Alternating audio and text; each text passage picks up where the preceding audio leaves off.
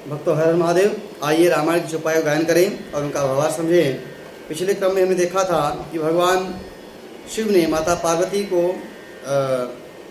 भगवान श्री राम के जन्म के 2 कारण सुनाए थे, और उनमें से एक कारण तो हिरणाक्ष और हिरण्यकश्यप का वध करना था, और दूसरे कारण में उन्होंने रावण कुंभकर्ण के वध का कारण बताया था। और फिर उन्होंने एक और प्रसंग सुनाया कि एक बार नारद मुनि ने श्राप दिया, जिस कारण से भगवान को धरती पर अवतार लेना पड़ा। तो माता जी ने पूछा कि नारद जी तो भगवान श्रीहरि के भक्त हैं और ज्ञानी हैं, तो उन्होंने श्राप क्यों नहीं दिया। इस प्रसंग को मैं सुनना चाहती हूँ। उसी प्रसंग को भगवान शिव शंकर माता पार्वती को सुनाते हैं।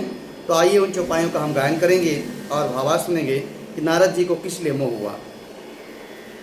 हिमगिरि गुहा एकयति पावन, बह समीप सुर सरी सुहावनी। आश्रम परम पुनीत सुहावा, देखि देव ऋषि मनयति भावा। हिमालय के पर्वतों में नारद मुनि जी विचरण कर रहे थे, तो उन्हें एक बहुत ही पवित्र गुफा दिखी, जहाँ पर सुंदर गंगा जी बह रही थीं। वह परम पवित्र आश्रम और नारद जी को मन में बड़ा सुहावना लगा, बड़ा अच्छा लगा। निरखी शैल सरी विपिन विभागा, भयं रमापति पद अनुरागा। सुमिरत हरि श्राप गति बाधी, सहज विमल मन लागी समाधि।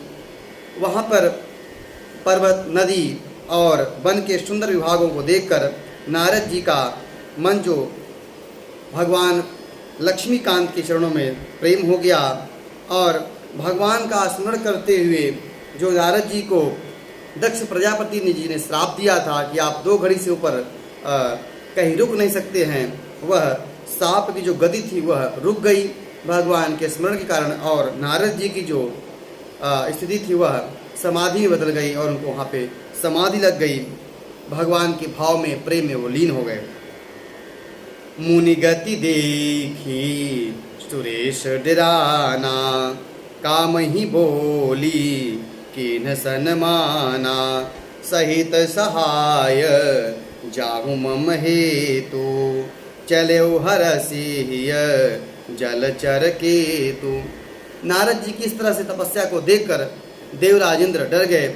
उनके मन में शंका हो गई कि कहीं मुनिराज हमारे पद को पाने के लिए, स्वर्ग पर अधिकार जमाने के लिए कहीं तो ऐसा नहीं कर रहे हैं, तपस्या कर रहे हैं। इस बात को सोचकर वह डर गए और अपने मित्र कामदेव को बुलाया, सारी कथा उन्हें समझाई और कहा कि आप हमारी मदद करिए और मुनि की जो तपस्या है उसे खंडित करिए। सुनासीर मन महुअति त्रासा, चहत देव ऋषि मम पुरवासा। जे कामी लोलुप जग माही, कुटिल काक इव सबहि डराही। बाबा कहते हैं इंद्र के मन में यह डर हुआ कि देवऋषि कहीं मेरे अमरावती पर निवास न करना चाहते हों, राज न करना चाहते हों, क्योंकि जो जगत में कामी और लोभी होते हैं वे कुटिल कौवे की तरह सब डरते रहते हैं। सुख हार ले भाग सठ, स्वानि रखी मृगराज। छीन ले जनी जान जड़ी, तिमे सुरपति ही नलाज। जैसे मूर्ख कुत्ता सिंह को देखकर सूखी हड्डी को लेकर भागे और वह मूर्ख समझे कि यह सिंह जो है मेरी हड्डी कहीं छुड़ा न ले, वैसे इंद्र को इस बात पर भय हो गया, डर हो गया। त्रही आश्रम ही मदन जब गयऊ, निज माया संत निरमयऊ। कुसुमित विविध बिटप बहुरंगा, कूंजहि कोकिल गूंजहि भृंगा। तब कामदेव जी उस आश्रम में गए जहाँ पर नारद जी अपनी समाधि लगा के भगवान के स्मरण में लीन थे। और कामदेव वहाँ पर पहुंचकर बसंत का निर्माण करते हैं, बसंत ऋतु का निर्माण करते हैं, और जिससे वृक्षों में तरह तरह के फूल, नए तरह की सुगंध है, कोयल कूकने लगी, भौरे गुंजार लगी, तथा तीनों तरह की जो हवाएं होती है, शीतल मंद सुगंध, वह हवाएं चलने लगी। चली सुहावनी त्रिविध बयारी, काम कृशानु बढ़ावनिहारी, रंभादिक सुर नारी नवीना, सकल असम शर कला प्रवीणा। तीनों प्रकार की जो हवाएं होती हैं, शीतल मंद सुगंध हवाएं चलने लगी, जो काम वासना को बढ़ाने वाली होती हैं। रंभादिक अप्सराएं जो कि मुनियों के मन को मोह लेने वाली हैं, वह वहाँ पर नृत्य करने लगी, और जो कि हर तरह से काम कला में निपुण थी। करही गान बहु तान तरंगा, बहुविधि की रही पानी पतंगा, देखी सहाय मदन हरसाना, कीन्ह सिपुनि प्रपंच विधि नाना। वे बहु प्रकार की तीनों तरंगों के साथ गाने लगी, हाथ में गेंद लेकर नाना प्रकार के खेल खेलने लगी। कामदेव अपने इन सहायकों को देखकर बहुत प्रसन्न हुआ और फिर विभिन्न प्रकार की माया जाल रचने लगा। काम कला कछु मुनि न व्यापी, निज भय डरेऊ मनोभव पापी, सीम की चापी सकई कोई तासु, बड़ रखवार रमापति जासु। परम कामदेव की कोई कला नारद मुनि के सामने नहीं चली। यहाँ पे बाबा लिखते हैं कि उसका नुकसान कोई क्या कर सकता है, जिसके रखवाला भगवान श्री हरि स्वयं करते हों। सहित सहाय सभी तयति मानि हानि मन मैन, कह सी जाय मुनि चरण तब कहि सुठियारत बैन।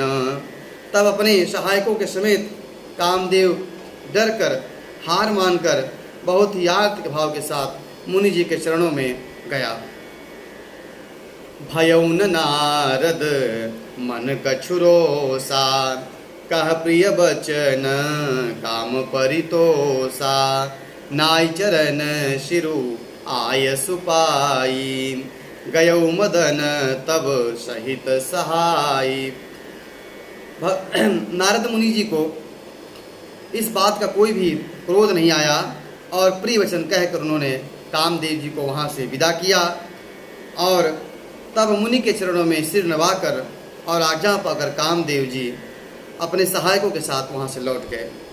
मुनि सुशीलता आपनी करनी, सुरपति सभा जाई नहीं जाई सब बरनी, मुनि शिव के मन अचरजुआवा, मुनि प्रशंसी हरि शिरुनावा। देवराज इंद्र सभा में जाकर मुनि की सुशीलता और अपनी करतूत सब कही, जिससे सुनकर सबके मन में आश्चर्य हुआ और सभी ने मुनि की बड़ाई की और हरि को सिर नवाया।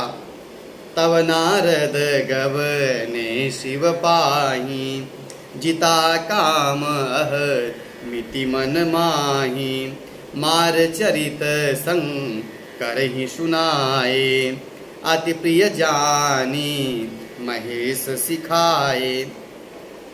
तब यहाँ पर एक बात देखने की यह है कि नारद जी को क्रोध तो नहीं हुआ, पर नारद जी को अहंकार हो गया कि मैंने कामदेव को जीत लिया और कामदेव जी हमारी तपस्या को भंग नहीं कर पाए। और जब व्यक्ति कोई किसी को गुरूर होता है, घमंड होता है, तो किसी न किसी व्यक्ति को सुनाने के लिए ज़रूर उत्सुक होता है और अपनी जो बात है अहंकार भरी वो दूसरे को सुनाकर फूलता है, प्रसन्न होता है। वही बात नारद मुनि के साथ यहाँ पे हो रही है।